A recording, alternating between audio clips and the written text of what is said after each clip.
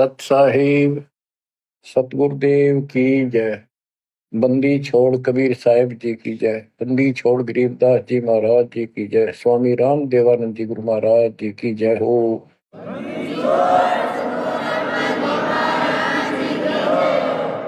सर्व संतों की जय, सर्व भक्तों की जय, धर्मी पुरुषों की जय।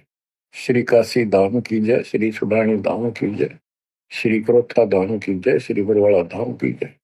सत साहिब जय जय सतगुरु मेरे की जय जय सतगुरु मेरे की। सदा साहेबी सुख से बसियो अमरपुरी के डेरे की। जय जय सतगुरु मेरे की जय जय सतगुरु मेरे की। सदा साहेबी सुख से बसियो सत्यलोक के डेरे की। सदा साहेबी सुख से बसियो सत्यलोक के डेरे की। निर्विकार निर्भय तू ही और सकल बेमान। जी साधो और सकल बेमान। सब पर तेरी साहिबी सब पर तेरी साहिबी। तुझ पर साहिब ना निर्विकार निर्भय। बच्चों, परमपिता परमात्मा कबीर जी की असीम रजा से आज आप अपने घर की जानकारी प्राप्त कर पाए हो। ये सामान्य बात नहीं है जो दास आपको बता रहा है, क्योंकि आपने कभी सुनी नहीं थी ये बातें। कहीं स्वप्न भी नहीं था कि ऐसा भी कुछ है। जब तक इस गंदे लोक में हम जिसको सुख मान रहे हैं,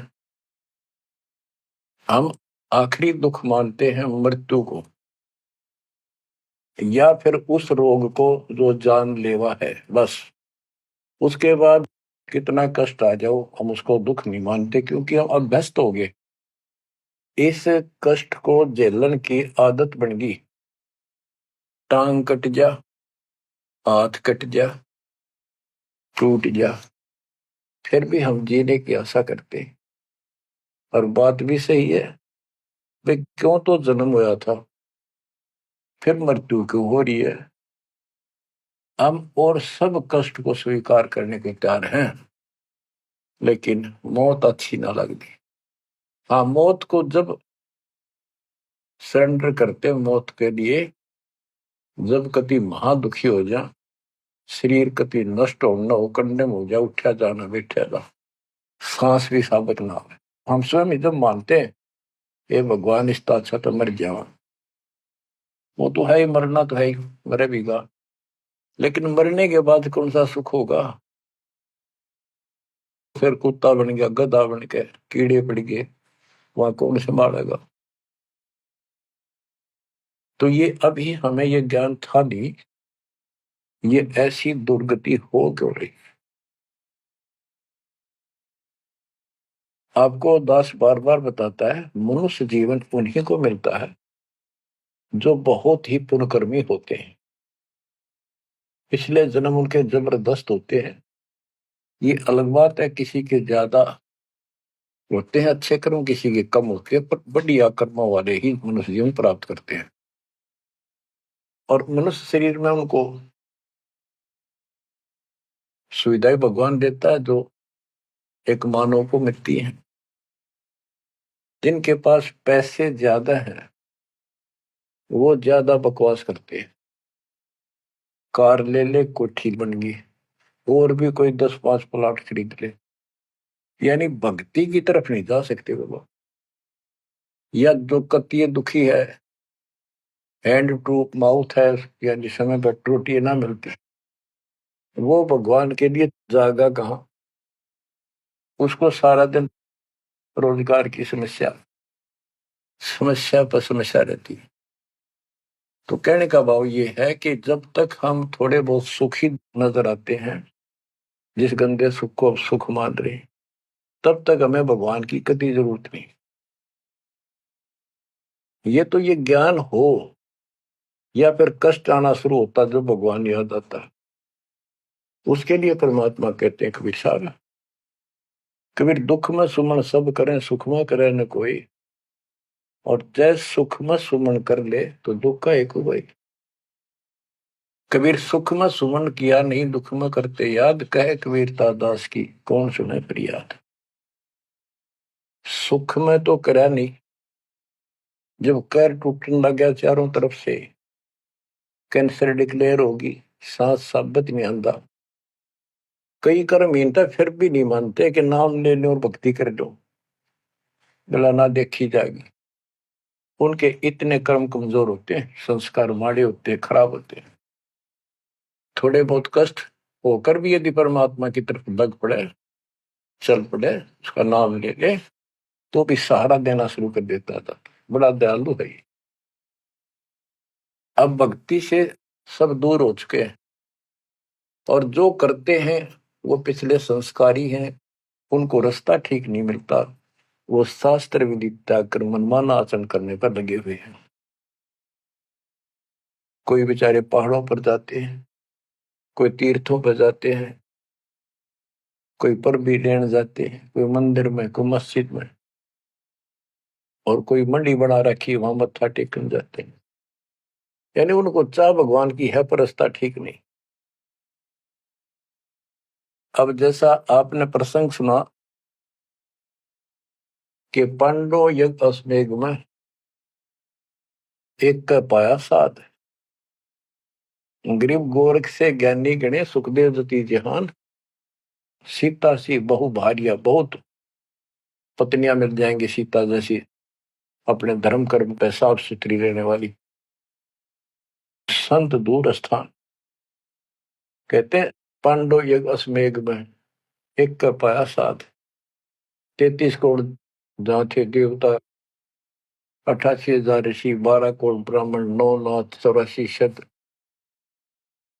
उनमें एक का संत मिला, वाल्मीकि सुदर्शन जी। उसका कारण क्या था? उनकी साधना शास्त्र विरुद्ध है, गीता विरुद्ध है। तो बच्चों, शास्त्र विरुद्ध साधना करने से साधक को कोई लाभ नहीं होता। गीता अध्याय 16 श्लोक 23 में स्पष्ट किया है कि जो शास्त्र विधि को त्याग कर अपनी इच्छा से मनमाना आचरण करते हैं, लोक वेद के आधार से साधना करते हैं, उनको न तो सुख होगा और न उनकी गति होगी, यानी मोक्ष, और न उनका कोई कार्य सिद्ध होगा, सिद्धि प्राप्त होगी। इन तीन वस्तुओं के लिए, तीन पदार्थ के लिए हम भक्ति करते हैं। घर में सुख हो, शरीर में सुख हो, कार्य सिद्ध हो, ऐसी भक्ति करें कि जिसे सिद्धि प्राप्त हो, जिसके सहारे हम ऊपर जाएं। जैसे सुखदेव के पास एक आकाश में उड़ जाने की सिद्धि थी, और हमारे परमात्मा कहते हैं जो हम भक्ति दे रहे हैं इसमें 24 सिद्धि आ जाएंगे। इन 24 की 24 को भी कहीं यूज नहीं करना, उसका प्रयोग नहीं करना। ये उनमें एक सिद्धि आकाश से उड़ जाने की भी होगी। एक सिद्धि आकाश से उड़ जाई, एक सिद्धि जल पैर न लाई,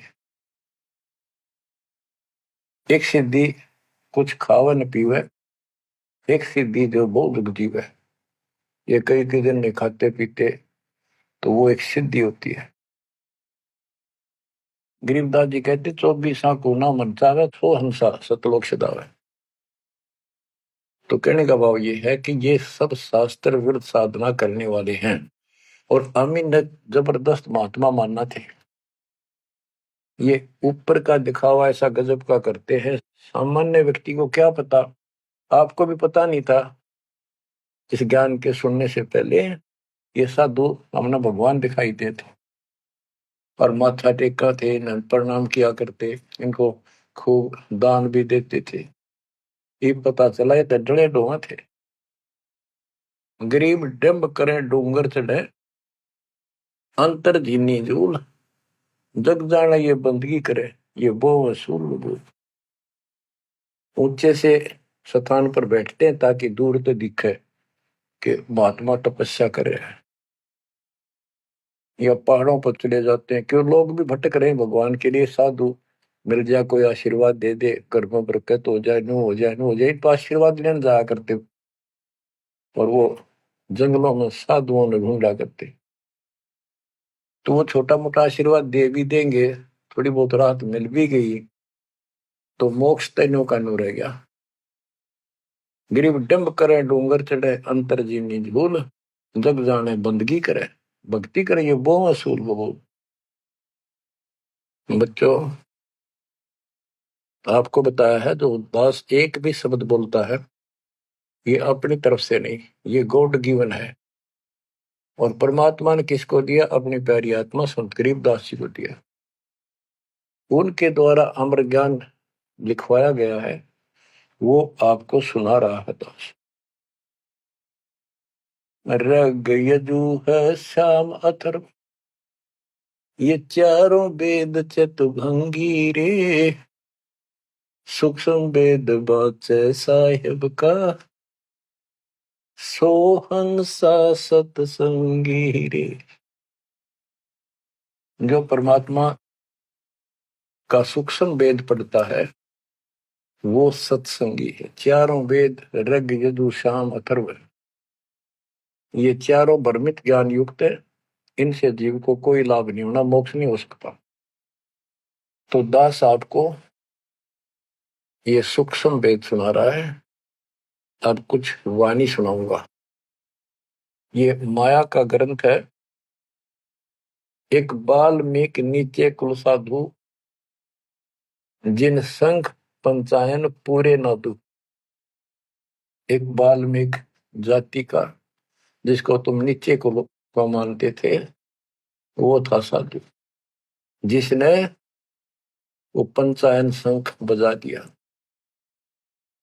और गिनो माया के पूता, ब्रह्म जोगनी सब ही टूटा। ये बाकी ये माया के पुजारी, इनके पास यथार्थ भक्ति नहीं थी। चंद सूर के तिक साई, जिनके आगे ये बड़े गदाई, नूरी दीपक धरे चिरागा, काल करंजन को उठ लग गया। नूरी अंग विनस है भाई, माटी के किस गिनती माई। कि ये ब्रह्मा विष्णु महेश्वर का नूरी शरीर है, हल्का सा नूर का।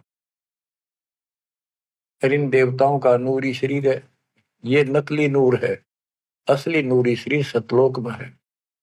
काल ने दुर्गा के माध्यम से यहाँ उस सतलोक वाली सारी डुप्लीकेट वस्तु बनवा रखी है। कति नो क्यों मिलते जुलते स्त्री पुरुष ऐसे ही है, और लेकिन वहां ओरिजिनल शरीर है, बिल्कुल अविनाशी शरीर है।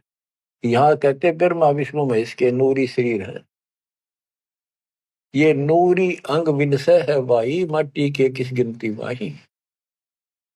जब ये ब्रह्मा विष्णु महेश जैसे मरेंगे तो ये मिट्टी के जो हमारे हैं, तुम्हारे मनुष्य के, ये कौन से खाते में है कि तुम ना मरोगे। और फिर क्या कहते हैं? ऐसे भरम ना भूलो लोई, इनकी ओट न उभरा कोई। जिनकी देवताओं की, ब्रह्मा विष्णु महेश की, देवी की, काल की तुम आड़ ले रहे हो, शरण लिए बैठे हो, ऐसे भ्रम ना भूलो लोई, इनकी ओट न उभरा कोई पार नहीं हो सकता, किसी का कल्याण नहीं हो सकता। यही 84 लाख योगियों पर कष्ट उठाते रहोगे। अब क्या कहते हैं? या तो 56 कोटि सहारे, और करी ठगोरी क्षण में मारे। 5 तत्व त्रिगुण की पूर्णी, आवे ब्रह्मा विष्णु महेश्वर जो। ये ब्रह्मा विष्णु महेश भी जन्म मरण के अंदर आवेंगे। बच्चों, यदि आपको पहले तैयार ना कर रखा होता ना सारे प्रमाण देके, तो आप कतई नहीं सुनते। अगले दिन आप कतई कान का नहीं लाते यूट्यूब के चैनल को, जो कहो झूठ बोल रहा है। और आज आपके घीसा गल है कि गजब अजब कति साची सारी। और ये 300 वर्ष पहले संत गरीबदास ने लिखे कदर गए थे। उन्होंने प्रचार नहीं किया, उनको पता था कि इस ग्रंथ में और पाट देंगे जाए, कीम गणा प्रचार कर दिया था। आग ला देते इसका पहले जो इतना गहराई से कोई बतानिया होता था। और अब ओए होए, ये जो दिल करता है सुने जावा इतनी गजब की सच्चाई और पढ़े जावा। देखो बच्चों कितना अंतर हो गया। अज्ञान के कारण हम अपने खजाने न छोड़े फिरा थे। चारों युग में संत पुकारे को कहा हम हेल रे, हीरे माणिक मोती बरसे ये जग चुकता ढेल रे। हम डले इकट्ठे करा थे डले कंकर, शास्त्र विरुद्ध साधना करके। और ये हीरे माणिक मोती है, ये है वह सच्चाई रूपी हीरे मोती, ये वर्षन लायक रहे और सच्ची भक्ति।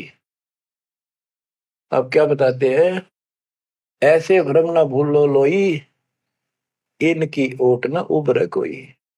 या दो 56 कोटि सहारे, करी ठगोरी छन में मारे। अब सुनो, या दो 56 कोटि सहारे, करी ठगोरी छन में मारे। 5 तत्व त्रिगुण की पुनी, आए ब्रह्मा विष्णु महेश्वर जूनी। देखो काल का जाल कितना भयंकर है। गरीब दुर्वासा को पेता, समझन आई नीचे। 56 करोड़िया दो कटे, बची रुद्र की कीच।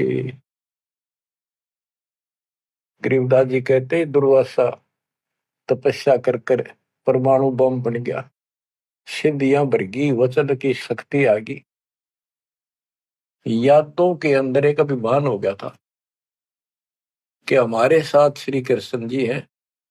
इसने चाणूर मार दिया, कंस मार दिया, जरासिंह मार दिया, कल्यवन मार दिया और केसी मार दिया। तो इस प्रकार ये नो सोच बैठे थे कृष्ण तो ऊपर कोई नहीं और थारा कोई कुछ नहीं बिगाड़ सकता। जब उनको ये पता चला यादों को, दुर्वासा जी श्री कृष्ण जी के आध्यात्मिक गुरु भी थे और वो द्वारका की बनी में बैठ के जाके, बनी होती है गांव के चारों तरफ, शहर के चारों तरफ पर जंगल होता था, अच्छे सुंदर वृक्ष होते थे, बहुत बड़े बड़े पीपल वृक्ष नीम, सब गांव के चारों तरफ। ये पहले समझदार व्यक्ति होते थे और चारों तरफ गांव के नीम, पीपल और बड़, तीन तो हमने देखे खूब चारों तरफ होते थे। उनसे ऑक्सीजन गांव में जाती थी, किधर की हवा चलो सारी ऑक्सीजन जाती थी। तो उसका एरिया कम से कम आधा किलोमीटर का होता और पूरे गांव के चारों तरफ होती थी। उसको बनी बोलते थे। उसमें छोटे मोटे बोझले भी होते थे जिनकी 8 फ्रेश हो जाया करते थे लोग, साथ में तालाब होते थे। तो क्या बताते हैं कि बनी में बैठ गया दुर्वासा जी आके, और द्वारका के अंदर ये बात फैल गई कि दुर्वासा जी बड़े पहुंचे हुए संत ऋषि हैं, भूत भविष्य वर्तमान की तीनों काल की जानते हैं। तो जवान जवान बच्चे थे जिसमें श्री कृष्ण का पुत्र प्रद्युम्न भी था। उनके मन में यह आई भाई दुर्वासा की परीक्षा लेते हैं, देखते हैं कैसा भूत भविष्य की जानता है। उन्होंने स्कीम बनाई, एक लड़के का पेट पे लोहे की कढ़ाई बांध दी छोटी सी, और गुजरियां वाले लड़कियां वाले कपड़े पड़ा दिए, मुंह पर घूंघट डाल लिया करते पहले, पूरा स्वांग कर दिया लड़की का, ले गए गर्भवती लड़की का। 5-7 और थे बच्चे, बच्चे तो क्या थे, अच्छे शादी हो रही थी उसकी प्रद्युम्न की भी। तो वहां बच्चे भी हो रहा था उसके, अनिरुद्ध जैसे। दुर्वासा जी से जाकर उन्होंने कहा, हे महाराज, आप तीनों काल की जानते हो, त्रिकालदर्शी हो। ये व्यक्ति है, ये इसकी पत्नी है। इनके 10-12 वर्ष में भगवान ने दया करी है, इसका आश्रय है। और ये उतावले हो रहे हैं, ये पूछ लो भाई बेटा होगा कि बेटी। दुर्वासा ने देखा दिव्य था, गुस्सा में होगा, लाला कर ली। अब ये तो मजाक करते हैं तेरा। तो गुस्से में आगे कहने लगा, या दो कुल का नाश होगा इससे, जो गर्भ है इससे। इस बात से जब गुस्सा हुआ तो भाग गए बच्चे। सारी नगरी में बात फैल गई कि बच्चों ने मजाक कर दिया और दुर्वासा ने श्राप दे दिया, या दो कुल का नाश होने का। तो उनको पता था, नगरी वालों को, श्री कृष्ण जी हमारे सिर पर कौन क्या बिगाड़ सकता है। फिर भी दुर्वासा का डर भी घना था, इसलिए श्री कृष्ण जी के पास गए और सारी बात बताई कि भगवान, बच्चा ने मजाक कर दिया, गलती तो है इनकी, और दुर्वासा जी ने श्राप दे दिया, समाधान बताओ। कृष्ण जी बोले, भाई दुर्वासा से माफी मांगो जाकर, इन बच्चा ने भी ले जाओ, उनके चरणों में डालो। ऐसा ही किया गया। दुर्वासा बोला, मेरा वचन मुख से निकल गया, वापस नहीं होता, ये नहीं ले सकता मैं, जाओ। वो आगे, अब सुनते रहियो, इस एक कथा से कितनी बात निकलेंगी, जहां हमारा भूल ला रखी थी इन्होंने। कृष्ण जी के पास आए, बहुत ज्यादा दुख हो गया। सारी नगरी में उस दिन भोजन नहीं बना, इतने दुखी हो गए। श्री कृष्ण जी के पास फिर गए जी, उन्होंने कहा है कि अब मैं कुछ नहीं कर सकता, मेरे मुख से निकल गया सो निकल गया।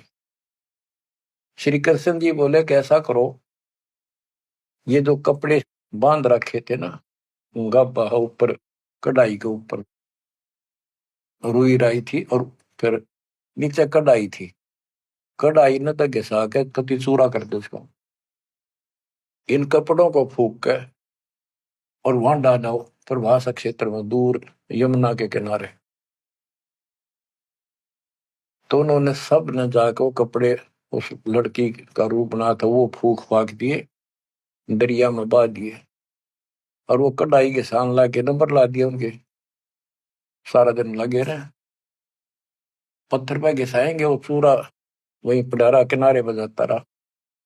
एक कड़ा किसी को दे दिया, भैया तेरी ड्यूटी कई दिन में घिसा। कड़े जो पकड़न के होते हैं ना कढ़ाई के, वो और तो घिसा दिया। वो एक कड़ा उस आलसी पर घिसा को नहीं, थोड़ा बहुत घिसा, वो बहुत सारा रह गया, उसने लोगों ने फेंक दिया। तो सबको ये हो गया, बस समाधान बता दिया श्री कृष्ण जी ने, अब कुछ होने का नहीं, सब निश्चिंत हो गया। कुछ वर्षों के बाद आपस में जरा जरा सी बातों पर, आपस में यादों का, आपस में लड़ाई होने लगी। कोई जरा सी कहते लट्ठम लट्ठा मार दे एक दूसरे ने, हाहाकार मच गया नगरी में, अकाल मौत होने लगी, पशुधन नष्ट होने लगे। तो नगरी के व्यक्ति फिर गए श्री कृष्ण जी के पास के, हे भगवान, ऐसा कौन सा पाप उगड़ गया इस नगरी का, किसी ने किसी की बातें नहीं सुहाती, जरा सा बोलते हैं लट्ठम लट्ठा हो जाए, मार डाले, अकाल मृत्यु होने लग रही है। कुछ दया करो, रक्षा करो, कारण बताओ, कुछ समाधान बताओ, हमको धर्म पुण्य कहो, वो कर देंगे। श्री कृष्ण जी बोला, भाई जो दुर्वासा ने श्राप दिया है ना, अब वो फल गया, उसके कारण ये सब कष्ट आ रहे। तो नगरी के लोग बोले, जी कोई समाधान बताओ, आप तो मालिक हो, सारी सृष्टि के रचने वाले हो, आप तो सब कुछ कर सकते हो। कृष्ण जी बोले, ऐसा करो, सारे नर यादव, छोटे छोटे बच्चे, नवजात लड़का भी हो ना, नर, ओनली मेल, सबको ले जाओ प्रभास क्षेत्र में, यमुना में स्नान करो। स्नान करने से तुम्हारा ये दुर्वासा वाला श्राप खत्म हो जाएगा। तो सब ने वह बात माननी थी क्योंकि गुरु थे वो और भगवान मान रखे थे। सब नवजात शिशु उस दिन भी जन्म हुआ था उस लड़के को भी ले गए और वहां जाके स्नान करने लग गए। नगरी में कवा सुनी सबकी हो रही थी, आंख बड़ी थी एक दूसरे की। और जो कढ़ाई का चूर्ण, लोहे का चूर्ण बना के डाला था, उसके एक घास उग गया तीखे पत्तियों वाला, जैसे डाब होती है कुछ कुसकुसा जैसा, लंबा लंबा पठेरा सा सर जैसे, और इतने तीखे जैसे हम कई बार खेतों में ईख होता ना, ईख के पत्ते बहुत तीखे होते हैं। जरा सी सावधानी ना बरते तो हाथ में काट देते, वो उंगली में पूरा निशान बना देते थे।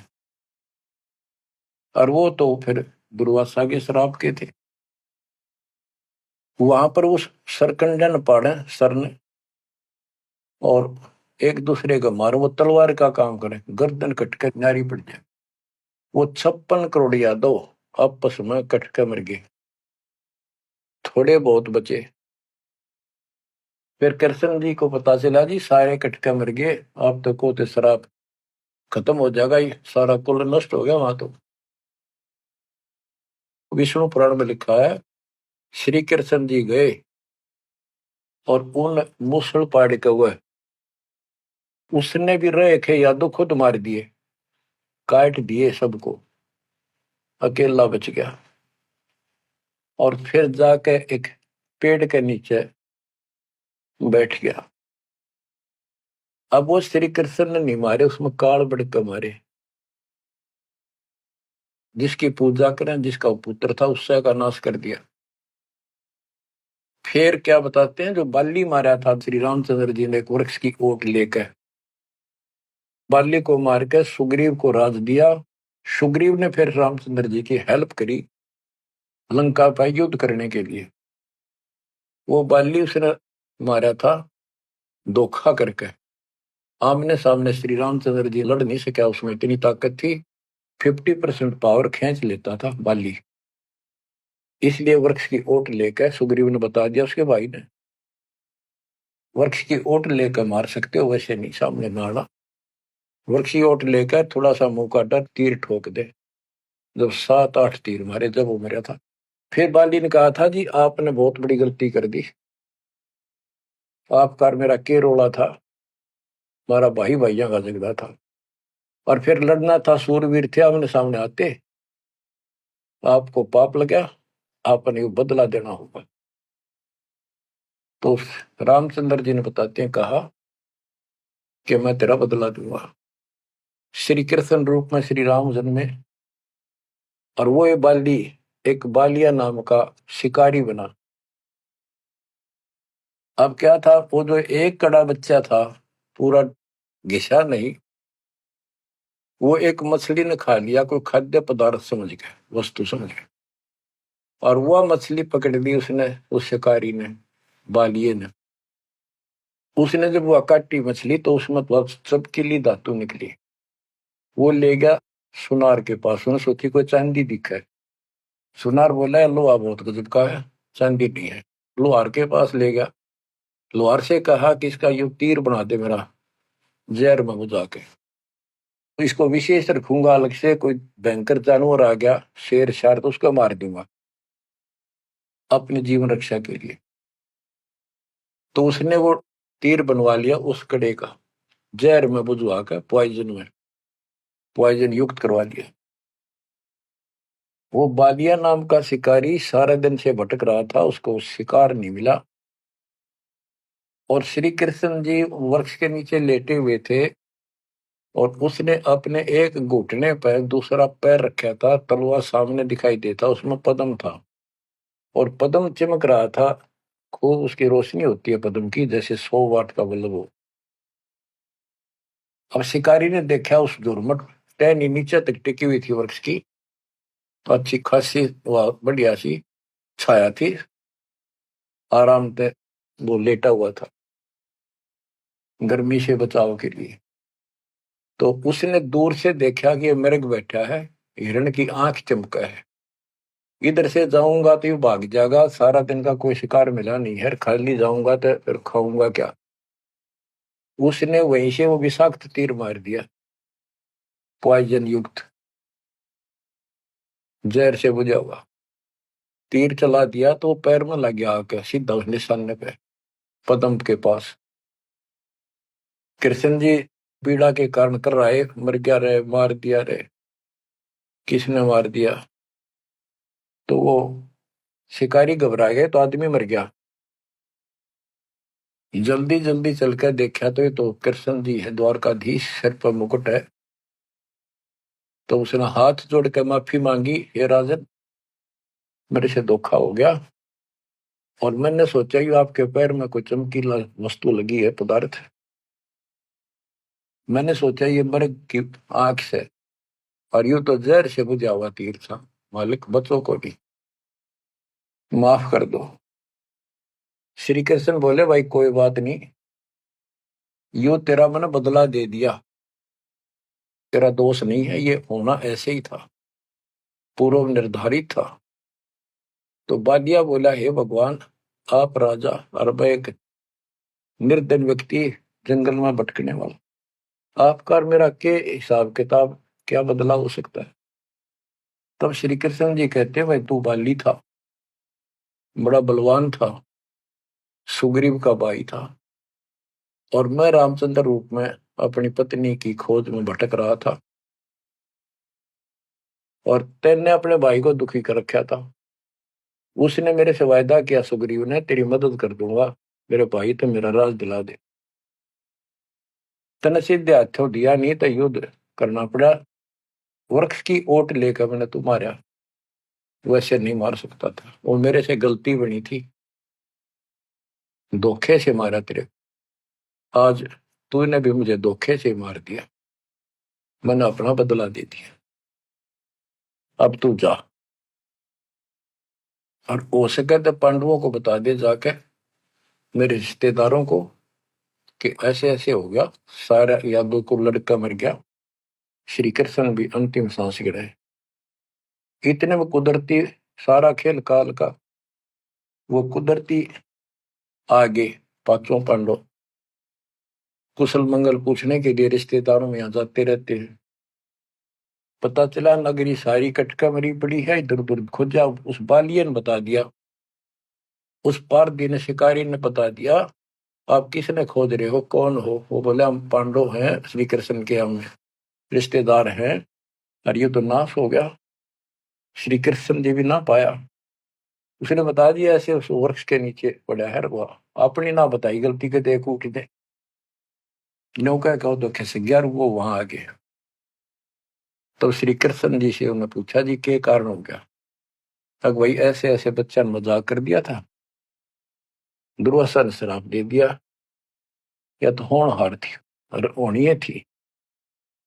अब सुन ले, तुम मेरे खास रिश्तेदार और भगत हो भगवान के, मेरा आपसे बड़ा अच्छा लगाव रहा है, ये मेरी अंत समय की बात सुन लो, तुम इस राज को अपने बच्चे को दे दो, परीक्षित को, और तुम हिमालय में जाकर तप करके शरीर में समाप्त कर दो, तुम्हारे ऊपर महाभारत में किए हुए वो पाप कर्म लगे हुए हैं, तप करने से वो कम हो जाएंगे।